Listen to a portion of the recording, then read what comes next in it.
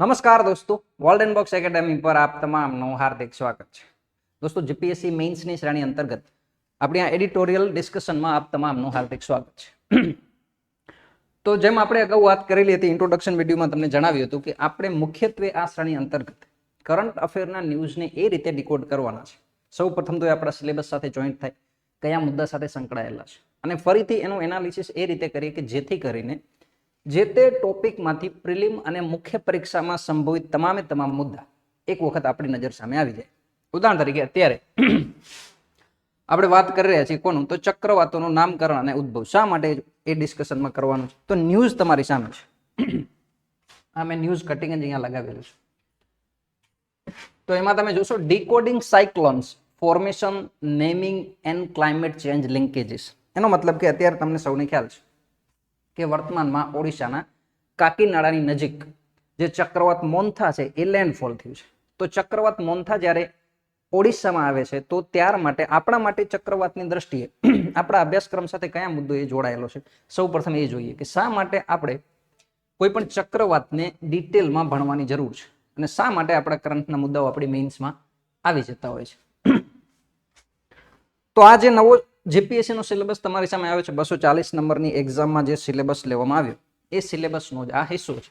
તો તમે જોશો જીઓગ્રાફીમાં impact of geophysical phenomena such is earthquake, tsunami અને વોલ્કેનિક એક્ટિવિટી એન્ડ સાયક્લોન. તો સાયક્લોન શબ્દ અહીંયા પણ છે સીધે સીધો, એટલે સાયક્લોન તમારા સિલેબસનો હિસ્સો છે અને આમાંથી મુખ્ય પરીક્ષામાં અને પ્રિલિમ પરીક્ષામાં મુદ્દા આવી પણ ચૂક્યા છે. બીજું જો તમે જોશો તો આ GS1 અંતર્ગતનો સિલેબસ છે. GS2માં તમે જોશો તો GS2માં પણ એન્વાયરમેન્ટલ સાયન્સ અને ડિઝાસ્ટર મેનેજમેન્ટ એ પણ તમારા સિલેબસનો હિસ્સો છે, એટલા માટે ત્યાં પણ સાયક્લોન ફરીથી આવશે. તો આપણી એક્ઝામની દ્રષ્ટિએ આ મહત્વપૂર્ણ મુદ્દો ગણી શકાય. હવે વાત કરીએ કેવા મુદ્દા આપણને ખ્યાલ હોવા જોઈએ. ચક્રવાત ક્યાં આવ્યો એવું તો કોઈ સવાલ સીધો નહીં આવે કે ભાઈ ઓડિશામાં આવ્યો. તો ચક્રવાત મોન્થા કયા રાજ્યમાં લેન્ડફોલ થયો એવું પ્રિલિમમાં ક્યારે સવાલ નથી થયો. તો શું સવાલ આવી શકે? આપણને કોઈ પણ ચક્રવાત વિશે શું ખ્યાલ હોવો જોઈએ? તો સૌ પ્રથમ તમને એ ખ્યાલ હોવો જોઈએ કે ચક્રવાત કહેવાય કોને. બીજું, ચક્રવાતના ભાગ કેટલા હિસ્સામાં ચક્રવાત કોઈ પણ હોય. બીજું તમને ખ્યાલ હોવો જોઈએ ચક્રવાતનો સમય અને પ્રકાર ખ્યાલ હોવા જોઈએ. એની સાથે જ તમને ડાયરેક્શન ખબર હોવી જોઈએ. ત્યારબાદ ચક્રવાતના ફૈબા કોણ છે, એનો મતલબ કે ચક્રવાતનું નામકરણ કઈ રીતે થાય. ચક્રવાત મોન્થા નામ ક્યાંથી આવ્યું, મોહનથાળ કેમ નામ ના રાખ્યું, કોણે નામ દીધું આવું, તો એ તમને ખ્યાલ હોવું જોઈએ. તો આટલી વિગતો તમારા પ્રિલિમના પર્સપેક્ટિવથી અગત્યની હોય. બીજી વસ્તુ, મેઇન્સમાં જો તમને પૂછવું હોય તો મેઇન્સમાં શું પૂછી શકાય, તો ચક્રવાતના ઉદ્ભવ માટે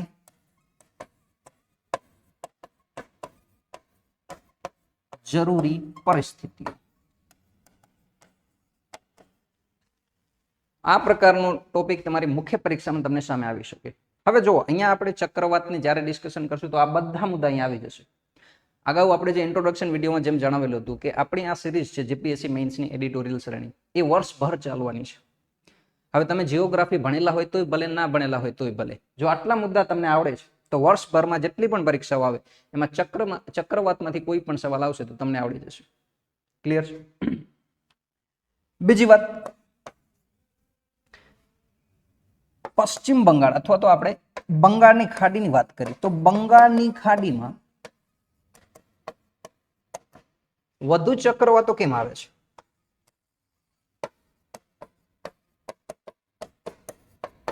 કેમ આવે છે? તો ચક્રવાતની દ્રષ્ટિએ તમને જો આટલા ટોપિક ક્લિયર હોય, પછી તમે જીઓગ્રાફી ભણેલા હોય કે ના ભણેલા, અગર તમને આટલા કન્સેપ્ટ ક્લિયર છે તો ચક્રવાતમાં તમને ન તો પ્રિલિમમાં કોઈ સમસ્યા ઊભી થશે, ન મુખ્ય પરીક્ષામાં કોઈ ઊભી થશે. અને બીજી વાત, આપણે અહીંયા ચક્રવાતની વાત કરીએ અત્યારે, ફરીથી જ્યારે કોઈ ચક્રવાત આવશે તો આ જ મુદ્દાનું રિવિઝન થશે. એટલે આ શ્રેણી જો તમે વર્ષભર જોશો, એડિટોરિયલ ડિસ્કશનની શ્રેણી તમે વર્ષભર જોશો તો તમારા લગભગ મુદ્દા જે છે એ કરંટ અફેરના ભાગરૂપે જ આવી ગયા છે. અને આખું પેપરનું તમે એનાલિસિસ જો બારીકાઈથી કર્યું હશે તમને ખ્યાલ આવશે કે આખા ક્વેશ્ચન પેપરમાં 80% નો સમથિંગ જે રેશિયો છે એ કરંટ અફેરના ભાગરૂપે પ્રશ્નમાંથી આવી જતું હોય છે. હવે ઉદાહરણ તરીકે અત્યારે તમને મેઇન્સમાં આવું પૂછાઈ જાય કે બંગાળની ખાડીમાં ચક્રવાતો અરબ સાગર કરતા વધારે કેમ આવે છે? આ સવાલ પૂછાયેલો છે જીપીએસસીમાં પાસ્ટમાં. હવે આ સવાલ અત્યારે પૂછવાનું કારણ એવું, ઉદાહરણ તરીકે અત્યારે કોઈ મેઇન્સ આવે ઓક્ટોબર નવેમ્બરમાં, તો ઓક્ટોબર નવેમ્બરના સમયગાળામાં આ સવાલ આવે કોઈ પણ મેઇન્સમાં તો સમજી શકાય કે ભાઈ અત્યારે ચક્રવાતોની સિઝન છે.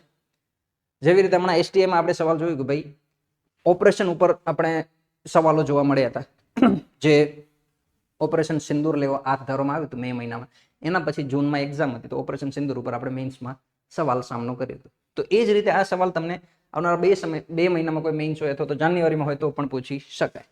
તો મુખ્યત્વે આટલા પ્રશ્નોનો જવાબ આપણે આપવાના થાય. ક્લિયર છે? ચલો તો 1 બાય 1 આ પ્રશ્નોના જવાબ જોઈએ કે શું જવાબ આવી શકે. ક્વેશ્ચન નંબર 1 જોઈએ સૌથી પહેલા. ચક્રવાત એટલે શું?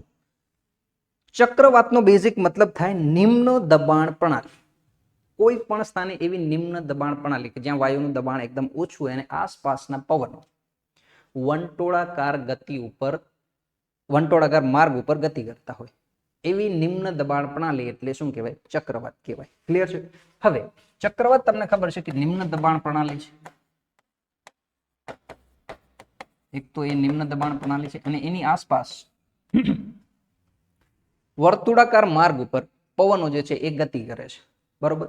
બીજી વસ્તુ, તો આના કેટલા હિસ્સા છે? કેટલા ભાગમાં કોઈ પણ ચક્રવાતનું ફોર્મેશન થાય? તો ચક્રવાતનું ફોર્મેશન તમે જોશો તો મુખ્યત્વે 3 જેટલા ભાગ જોવા મળે છે.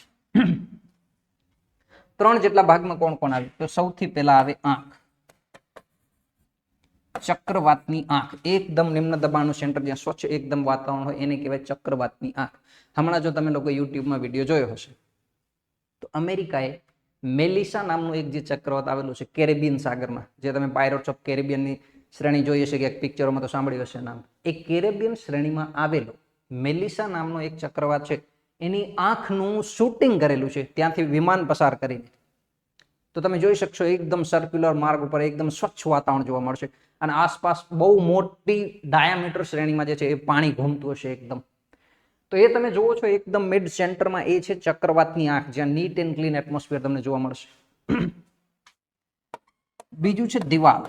દિવાલ એટલે આ દિવાલ કોઈ ચણતર કામવાળી દિવાલ નથી, પણ જ્યાં આંખ પૂરી થાય છે ત્યાં તરત જ એકદમ તીવ્ર ગતિવાળા પવનો ફૂંકાવાનું શરૂઆત થશે, તો એ કહેવાય ચક્રવાતની આંખની દિવાલ. અને ત્રીજું છે એ છે ગતિમાન પવન. એકદમ વર્તુળાકાર માર્ગ ઉપર જે છે એ હવા પસાર થતી હશે. તો આ 3 મુખ્ય રીતે ભાગોનું બનેલું હોય કોઈ પણ ચક્રવાત. પરંતુ પ્રિલિમનું ફેક્ટ ખાસ યાદ રાખશું, ઘણી વખત શીતોષ્ણ કટિબંધીય અને ઉपोષ્ણ કટિબંધીય, કયા? ઉષ્ણ કટિબંધ નહીં, ઉપોષ્ણ અને શીતોષ્ણ કટિબંધમાં ઘણી વખત આંખ જોવા મળતી નથી અથવા તો સ્વચ્છ આંખ નથી હોતી. વચમાં પણ ક્યાંક ને ક્યાંક પ્રવાહો અથવા તો પવનોની હાજરી જોવા મળે છે. તો એ વિધાન સાચું પડશે. યુપીએસસી એ ટાઈપનો એક વખત સવાલ પૂછેલો છે કે દરેક ચક્રવાતમાં આંખ જોવા મળે છે, તો ઉષ્ણ કટિબંધમાં જોવા મળશે પણ ઉપોષ્ણ અને શીતોષ્ણ કટિબંધમાં ઘણા કિસ્સાઓમાં આંખ જે છે એકદમ સ્વચ્છ જોવા મળતી નથી. ક્લિયર? તો આટલી વિગત આપણને અહીંયાથી ખ્યાલ હોવી જોઈએ. ત્યારબાદ સમયગાળો કોનો સમયગાળો? તો શીતોષ્ણ કટિબંધીય ચક્રવાતો અને બીજું આપણે જોવાનું થશે ઉષ્ણ કટિબંધીય ચક્રવાત. તો ઉષ્ણ કટિબંધીય ચક્રવાતની વાત કરીએ,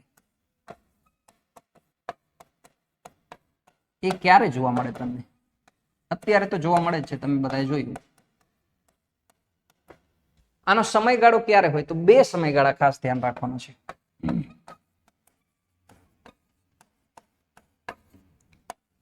પ્રી મોન્સૂન એટલે કે ચોમાસાના પહેલા અને પછી છે પોસ્ટ મોન્સૂન. પ્રી મોન્સૂન અને પોસ્ટ મોન્સૂન. પ્રી મોન્સૂન એટલે કોણ? તો એપ્રિલ અને મે મહિનાનો સમયગાળો છે ત્યાં તમને જોવા મળશે. અને પોસ્ટ મોન્સૂનનો જે સમયગાળો અત્યારે ચાલે છે એ એટલે કે ઓક્ટોબર અને નવેમ્બરના સમયગાળામાં આપણને આ ચક્રવાતો જોવા મળતા હોય છે. તો સમયગાળો યાદ રાખશું. ત્યારબાદનો સવાલ શું હતો? દિશા. હા, દિશામાં ખાસ ધ્યાન રાખજો. હમણાં જે તમારી ડીવાયએસઓની પ્રિલિમ ગઈ એમાં પણ આ સવાલ હતો તમારી સામે. તો ડાયરેક્શન કઈ રીતે યાદ રાખવી? ચક્રવાતની દિશા. હવે ચક્રવાતની દિશા બે અલગ અલગ સ્થાનો ઉપર તમારે યાદ રાખવાની થશે.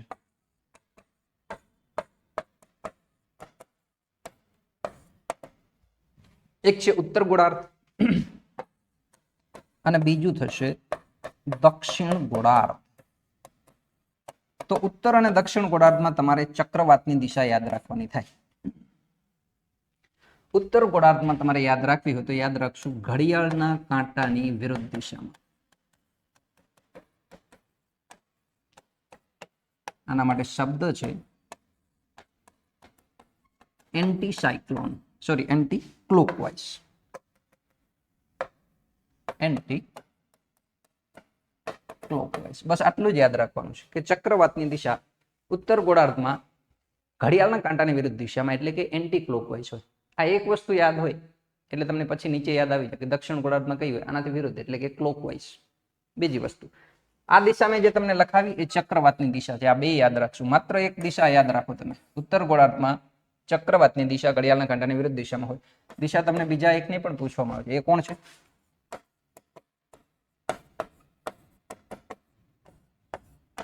પ્રતિચક્રવાત. પ્રતિચક્રવાતની દિશાને ઉલટાવી નાખો તો ચાર દિશાઓ યાદ રાખવાની જરૂર નથી. ચક્રવાતની દિશા યાદ રાખો. ઉત્તર ગોળાર્ધમાં માત્ર એન્ટી ક્લોકવાઇઝ હોય. બસ બાકીની ત્રણ દિશાઓ તમને એના આધારે યાદ આવી જશે. ત્યારબાદ ફૈબા કોણ છે? તો ફૈબા જોઈએ. ફૈબામાં તમારે યાદ રાખવાનું છે બે સંસ્થાઓનું નામ. World meteorological organisation. World meteorological organisation WMO. અને બીજી એક સંસ્થા છે UNESCAP.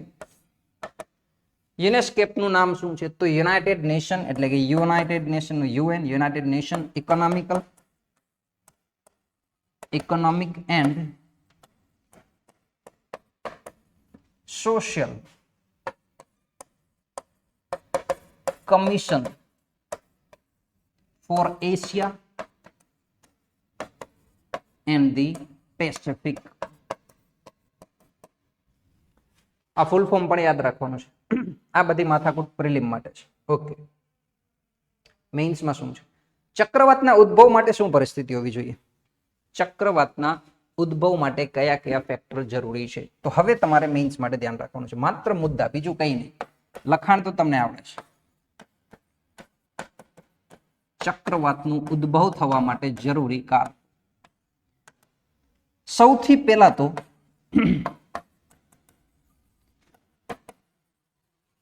High temperature C surface અથવા તો સમુદ્ર સપાટી જેનું તાપમાન 26.5 અંશ સેલ્સિયસ થી વધારે હોવું જોઈએ. 26.5 અંશ સેલ્સિયસ તાપમાન જનરલી હોય એવી વિશાળ સમુદ્ર સપાટી હોવી જોઈએ. જો આવું હશે તો એ સૌથી વધારે અનુકૂળ હશે ચક્રવાતના ઉદ્ભવ થવા માટે. સૌથી પહેલી કન્ડિશન આ છે. શરતો રાખવાની વાત છે. તો સી સરફેસ ટેમ્પરેચર વધારે હોવું જોઈએ. નંબર 2, વાતાવરણમાં ભેજનું પ્રમાણ વધારે હોવું જોઈએ. ક્લિયર છે? ત્યારબાદ જોઈએ તો ઉર્ધ્વાધર પવન. જનરલી ચક્રવાતમાં કેવું થતું હોય કે બહારથી જ્યાં વધારે દબાણ છે ત્યાંથી સેન્ટર તરફ જ્યાં લો પ્રેશર છે એ બાજુ પવનો ખેંચાતા હોય અને ધીમે ધીમે ઠંડા પવનો સેન્ટર તરફ આવતા ગરમ પવનો બની અને ઉપર જતા હોય. આ રીતે જે છે એ ફોર્મેશન થતું હોય. તો એને ઉર્ધ્વાધર એટલે કે ઉપર જતા પવનો કહેવાય. ક્લિયર છે? તો ઉર્ધ્વાધર પવનો હોવા જોઈએ. બીજું હોવું જોઈએ નંબર 4, બાષ્પીભવન અને લેટન્ટ હીટ. હવે આ લેટન્ટ હીટ શબ્દ તમે ક્યાંક ને ક્યાંક સાંભળેલું છે. બાષ્પીભવન તમને ખ્યાલ છે કે ભાઈ પાણી વધારે ગરમ થશે તો વરાળ સ્વરૂપે એ ફેરવાઈ જશે. લેટન્ટ હીટ શબ્દ તમે લોકોએ સાંભળ્યો હશે. લેટન્ટ હીટ અને સેન્સિબલ હીટના તફાવતમાં. સેન્સિબલ હીટ એટલે એવી હીટ જે સેન્સ કરી શકો તમે. તાપમાન 26 ડિગ્રી હોય એને વધારે ગરમ કરો તો 27 ડિગ્રી થઈ જાય. એ જે હીટ તમે આપી એને શું કહેવાય? સેન્સિબલ હીટ કહેવાય. લેટન્ટ હીટ એ હીટ છે જે કોઈ પણ પદાર્થ એક સ્વરૂપમાંથી બીજા સ્વરૂપમાં જાય છે. ઉદાહરણ તરીકે પાણીમાંથી વરાળમાં પરિવર્તિત થવા માટે અમુક જરૂરી જે ફોર્મેશન ચેન્જ થવા માટે જે જરૂરી હીટ હોય જે સેન્સ નહીં થાય પણ એનું ફોર્મ બદલાઈ જશે. પાણી જે છે એમાંથી હીટ થઈ જશે. ક્લિયર? એને શું કહેવાય? Latent heat. કંઈ ના સમજાય તો શબ્દ જ યાદ રાખવાનો ખાલી, લેટન્ટ હીટ. પણ લેટન્ટ હીટ પણ જરૂરી છે. ક્લિયર? અને ત્યારબાદ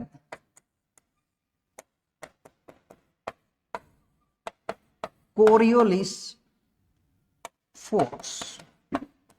કોરિયોલિસ ફોર્સ જે છે એ પૃથ્વીના પરિક્રમણને કારણે ઉદ્ભવ થતો જે એ ફોર્સ છે. હમણાં તમે આનો એક પ્રશ્ન જોયો હશે ડીવાયએસઓની પ્રિલિમમાં, કે ડીવાયએસઓની પ્રિલિમમાં તમને પૂછ્યું હતું કે કોરિયોલિસ દબાણના લીધે અથવા તો કોરિયોલિસ બળના લીધે પવનો ઉત્તર ધ્રુવમાં પોતાની જમણી તરફ થોડા ફંટાય છે. ક્લિયર છે? તો આટલા મુદ્દા તમારે યાદ રાખવાના છે. આમાંથી એક પણ બાબત એવી નથી જે ના સમજી શકાય. તાપમાન વધારે હોવું જોઈએ, ભેજનું પ્રમાણ હોવું જોઈએ, ઉર્ધ્વાધર પવનો હોવા જોઈએ, બાષ્પીભવન અને લેટન્ટ હીટ હોવા જોઈએ અને કોરિયોલિસ ફોર્સ હોવો જોઈએ. જો આટલી વસ્તુ ક્યાંય તમે એક સાથે જોશો તો ત્યાં તમને ચક્રવાતનો ઉદ્ભવ થતો જોવા મળશે. ક્લિયર? મેઇન્સમાં આ રીતે જ સવાલ પૂછાય અને આ જ રીતે બ્રેઇનસ્ટોર્મિંગ કરવાનું છે. તમારા દિમાગને આ જ રીતે વિચારો માટે ટ્રેન કરવાનું છે. ગોખેલું કામ તમારા મેઇન્સમાં કામે લાગવાનું નથી. ચલો, ત્યારબાદ પૂછાયેલો સવાલ જોઈએ કે બંગાળની ખાડીમાં ચક્રવાતો વધુ કેમ આવે છે? તો શા માટે ભાઈ એવું થાય છે? જનરલી બંગાળની ખાડીમાં અને અરબ સાગરમાં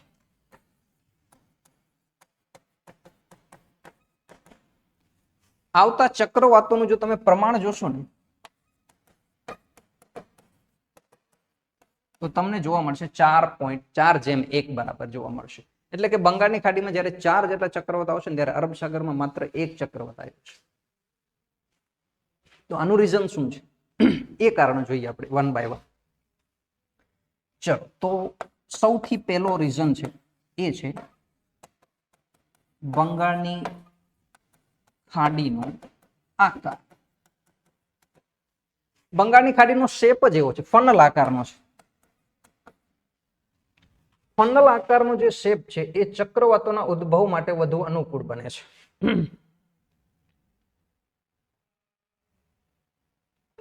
કઈ રીતે જોઈએ? પેલા બંગાળની ખાડી જોઈએ.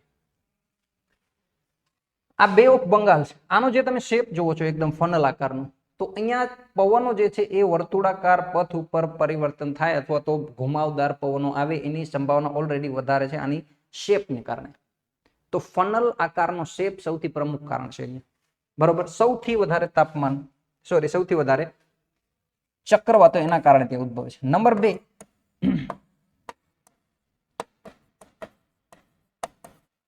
બંગાળની ખાડીનું તાપમાન વધારે છે. એનું રીઝન છે કે એક તો સાઈઝમાં બહુ નાની છે અને ચારે બાજુ ભૂમિ સ્વરૂપો છે. જુઓ તમે, અરબ સાગર છે એ અહીંયા ખુલ્લો છે નીચે. આ લગભગ ઓલમોસ્ટ તમે ચારે બાજુથી જોશો તો જમીન આકારે જે છે એ ઘેરાયેલો છે. તો વધારે પડતી હીટ ટ્રાન્સફર થાય છે. પોલ્યુશન પણ વધારે છે ક્યાંક ને ક્યાંક. એટલા માટે આ સી સરફેસ ટેમ્પરેચર બે ઓફ બંગાળનું ખૂબ વધારે હોય છે. તો તાપમાન પણ અહીંયા વધારે. બીજું, નંબર 3, ઇન્ટરટ્રોપિકલ કન્વર્જન્સ ઝોન. હવે આ શબ્દ શું છે? ઇન્ટરટ્રોપિકલ કન્વર્જન્સ ઝોન્સનો મતલબ એવો થાય કે અહીંયા ઉષ્ણ કટિબંધ અને ઉપોષ્ણ કટિબંધ ટ્રોપિકલ બે ભેગા થાય છે અહીંયા ITCZ ઉપર. અને બીજું ચોથું રીઝન છે અહીંયાનું બાષ્પીભવન દર બહુ વધારે છે. એનું રીઝન એ છે કે ફ્રેશ વોટર બહુ આવે છે. તમને ખ્યાલ છે કે તમે જો ભારતની ભૂગોળ ભણ્યા હશો તો અહીંયાથી આમ વહેતી વહેતી ગંગા આવશે, અહીંયાથી બ્રહ્મપુત્ર આવશે, અહીંયાથી ઈરાવદી આવશે. મોટી મોટી નદીઓ એનું જળ ઠાલવે છે. તાજા જળનું પ્રમાણ વધી જાય છે તો પછી શું થશે? બાષ્પીભવન બહુ વધારે થઈ જશે. તો બાષ્પીભવન વધારે થશે તો પછી અગેન ચક્રવાત માટે ફોર્મેશન થવું બહુ સરળ હોય છે. બાષ્પીભવનનું ઉચ્ચ પ્રમાણ જોવા મળે છે અહીંયા. અને ફરીથી એક મહત્વપૂર્ણ બાબત જે છે એ છે સાઉથ ચાઇના સી થી બહુ નજીક છે અને અહીંયા પ્રશાંત મહાસાગરથી બહુ નજીક છે. હવે અહીંયા બહુ વિશાળ અને ભયાનક ચક્રવાતો આવતા હોય છે. તો ભયાનક ચક્રવાતોને કારણે એની ઇમ્પેક્ટ આવે છે બે ઓફ બંગાળમાં. તો દક્ષિણ ચીની સમુદ્ર અને પ્રશાંત મહાસાગરથી નજીકતા નંબર 5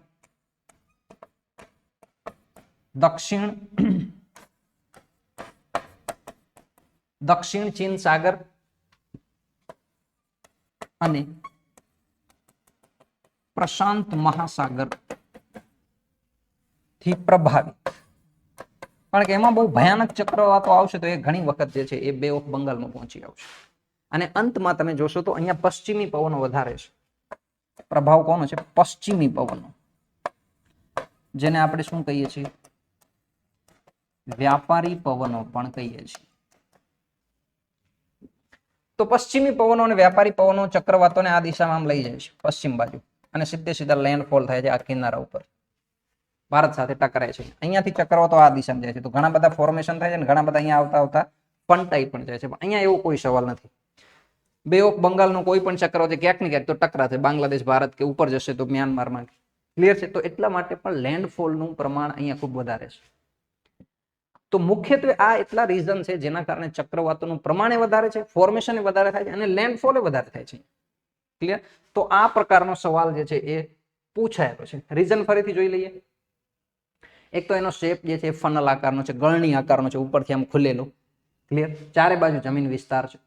તાપમાન બહુ વધારે છે બંગાળની ખાડીનું, અરબ સાગર કરતા પણ વધારે છે. બીજું ઇન્ટરટ્રોપિકલ કન્વર્જન ઝોન, આંતર ઉષ્ણકટિબંધીય અભિસરણ ક્ષેત્ર એ પણ છે, જ્યાં ઉષ્ણકટિબંધ અને ઉपोષ્ણ કટિબંધ બે એકબીજાને મળે છે. એટલા માટે પવનોની દિશા પણ થોડી તમને વર્તુળાકાર પથ ઉપર વધારે જોવા મળશે. બાષ્પીભવનનું પ્રમાણ વધારે છે. એના બે રીઝન તમને મેં કીધા. એક તો તાજું જળ વધારે છે અને જમીની વિસ્તારથી ઘેરાયેલી છે બંગાળની ખાડી. ક્લિયર? અને બીજું હજી ત્રીજું તમે કહેશો તો આમાં ક્ષારતા પણ વધારે છે. આ બધા એવા રીઝન છે જેના લીધે બાષ્પીભવન વધારે થાય છે. દક્ષિણ ચીન સાગર અને પ્રશાંત મહાસાગરથી નજીકતા છે તો ત્યાં આવતા ઘણા બધા ટાઇફૂન અને મોટા મોટા હરિકેન્સ, જેને સાયક્લોન કહીએ, એ બધાની ઇમ્પેક્ટ અહીંયા પણ થાય છે. અને અંતમાં પશ્ચિમી પવનો કે વ્યાપારી પવનોને લીધે લેન્ડફોલ વધારે થાય છે. તો મુખ્ય પરીક્ષામાં જો માત્ર તમને આટલા હેડિંગ યાદ હોય તો સરસ મજાનો જવાબ તમે લખી શકો. ક્લિયર છે? આઈ હોપ કે આ મુદ્દા તમને સમજાણા હશે. ચલો,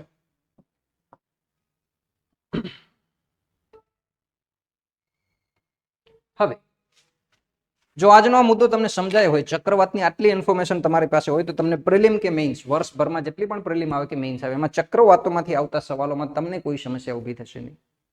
અને ફરીથી તમારે પ્રયાસ પણ કરવાનો છે. આ વિડીયોનું રેકોર્ડિંગ ફરીથી જુઓ, યાદ રાખવાનો પ્રયાસ કરો, મગજને વિચારવાની ક્ષમતા થોડીક બ્રોડ કરો અને આ પ્રશ્નોનો જવાબ લખવાનો પ્રયાસ કરવાનો છે કે અરબ સાગરની સરખામણીમાં બંગાળની ખાડીમાં ચક્રવાતો કેમ વધારે ઉદ્ભવે છે.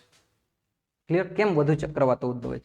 આનો જવાબ લખવાનો પ્રયાસ તમારે સૌએ કરવાનો છે. અને હા, હવે આપણી આ શ્રેણી, એડિટોરિયલ શ્રેણી જે છે એ વર્ષભર ચાલવાની છે.